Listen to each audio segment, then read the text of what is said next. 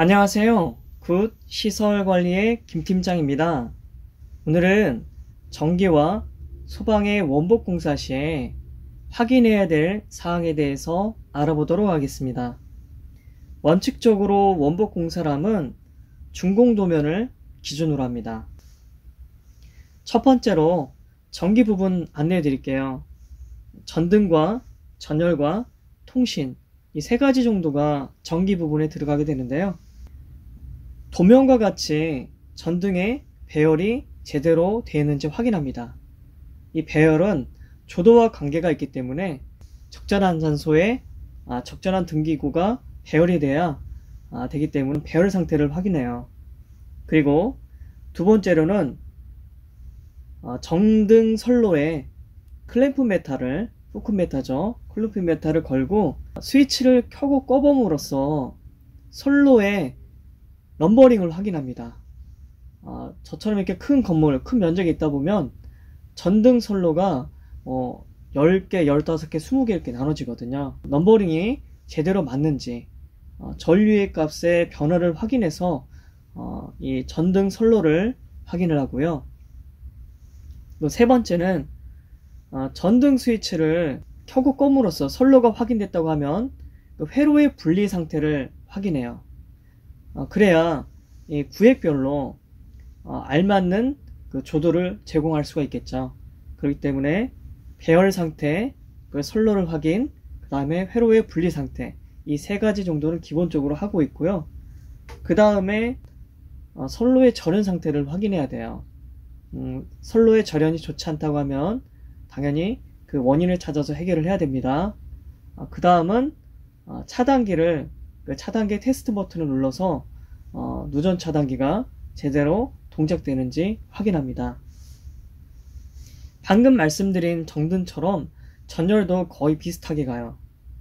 전열 같은 경우는 이 부하의 변동을 가져다 줄 수 있는 라디에이터나 열 선풍기 1, 2단 이렇게 올릴 수 있는 핸드 드라이기도 괜찮습니다. 그런 기구들을 이용해서 이 전류 값을 통해서 확인을 하게 되는데요. 전등하고 비슷하게 첫 번째, 배열이 제대로 되어 있는지, 각 구획마다 벽부나 바닥 그 액세스 플라워 쪽이나 풀박스 쪽에 배열이 되어 있어요. 적절한 공간에 사용하기 위해서 배열을 하기 때문에 제대로 되어 있는지 먼저 확인하고요. 두 번째는 방금 말씀드린 전기기구의 온오프를 통해서 선로를 확인하고, 세 번째는 절연 상태를 확인하고, 그 다음에 차단기의 그 이상 유무를 확인한다. 여기까지는 전등하고 비슷하다고 보시면 됩니다. 통신에 있어서는 첫 번째는 배열이겠죠. 두 번째는 뭘까요? 두 번째는 배열 다음에는 이 도통 상태예요. 제가 동영상을 찍었어요. 동영상을 찍었기 때문에 전등 테스트하는 부분, 전열 테스트하는 부분, 통신 테스트를 어떻게 하는지 한번 확인하도록 하겠습니다.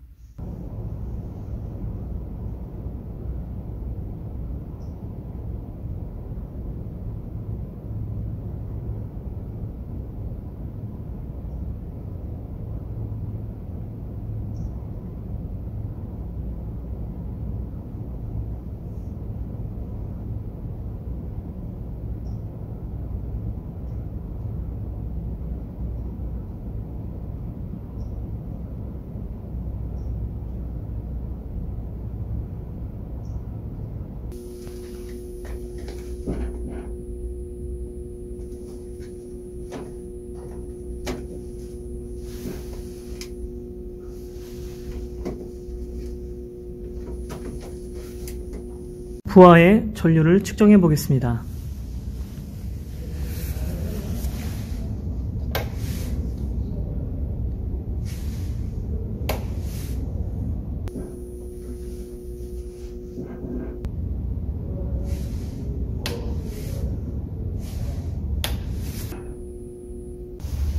UTP를 하단을 이렇게 공통으로 커먼을 잡아주시고 통신선 쪽이나 아니면 텔 쪽, 전화 쪽에다가 연결을 합니다. 그리고 약전실에서 도통시험을 통해서 정상인지 여부를 확인하시면 될 것 같습니다. 도통시험 할 건데요. 이게 도통시험 할 때 쓰이는 기구예요. 핀이 두 개가 있어서 이렇게 소리가 나는 저 기구인데요. 이거를 넘버를 해주셨어요. 원본 공사할 때 확인하기 위해서 아까 봤던 풀박스에서 넘버를 맞춰서 선로가 이상 있는지 없는지 확인하는 겁니다. 색 있는 부분에 이 두 개를 이렇게 꽂아서 하나씩 확인하는 거예요. 일단 T로 되어 있는 것은 전화로 보시고, 두 가닥 있는 건 전화로 보시고, 네 가닥 있는 거는 데이터라고 해서 보통 인터넷선을 사용해요. 근데 풀박스를 열어서 보시면 알겠지만 한 가닥의 UTP가 올 수도 있고, 그 다음에 두 가닥의 UTP가 올 수도 있어요. 두 가닥이 왔을 때는 하나가 전화선이고 하나는 통신선, 즉 인터넷선으로 보통 사용하니까 풀박스를 열어서 그 통신계통의 원목을 확인할 때는 확인하시는 게 좋을 듯 싶습니다. 이번에는 소방 부분을 확인해 보겠습니다. 소방에 크게 한 세 가지 정도를 먼저 볼 건데요. 스프링클러와 감지기, 스피커를 확인합니다. 이 스프링클러 같은 경우는 살수 반경이 있어요.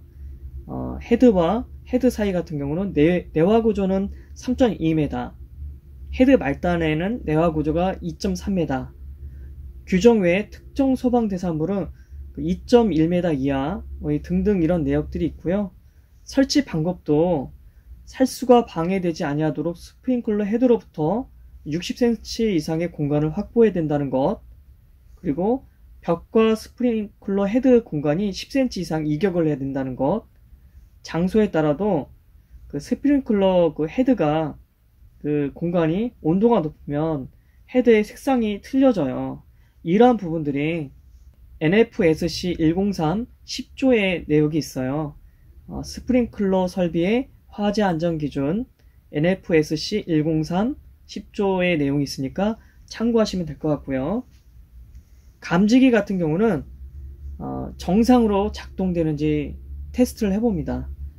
열 연기 테스터기를 이용하시거나, 연기 감지기 같은 경우는 그 스프레이로 직접 뿌려서 확인하시고, 그 다음에 이 차동식과 정호식 같은 경우는 이 열 테스터기가 없다고 하면은 저희 같은 경우는 감지기를 열고 베이스를 쇼트시켜서 이 동작되는지 동작 상태를 확인합니다.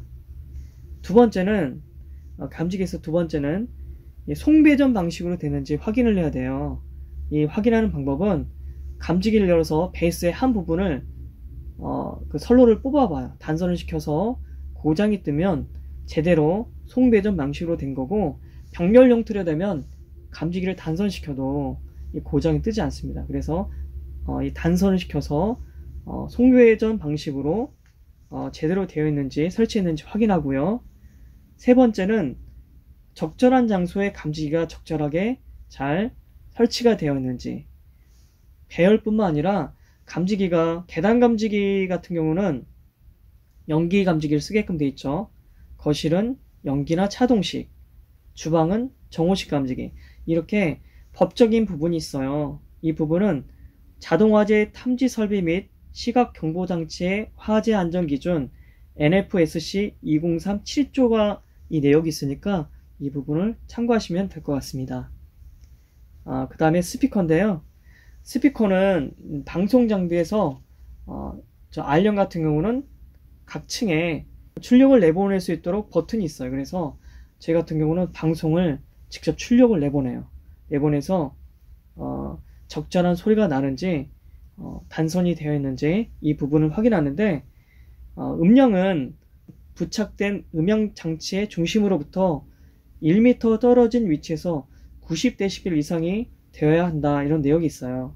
그리고 실내는 스피커가 1W 이상, 실외는 그 음성 입력이 3W 이상의 것을 설치한다. 이 내역도 자동화재 탐지 설비 및 시각 경보 장치의 화재 안전 기준 NFSC 203 8조에 보면은 내역이 있으니까 참고하시기 바랍니다. 소방에 있어서 마지막은 경종, 사이렌, 비상방송, 시각경보기, 이 전체적인 게 연동되는지를 확인해야 돼요.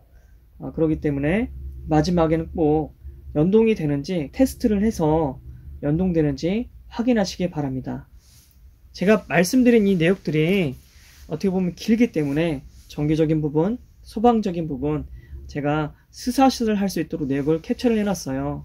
그 부분을 보시고 참고하셔서 업무에 도움이 되시길 바랍니다. 시청해 주셔서 감사합니다.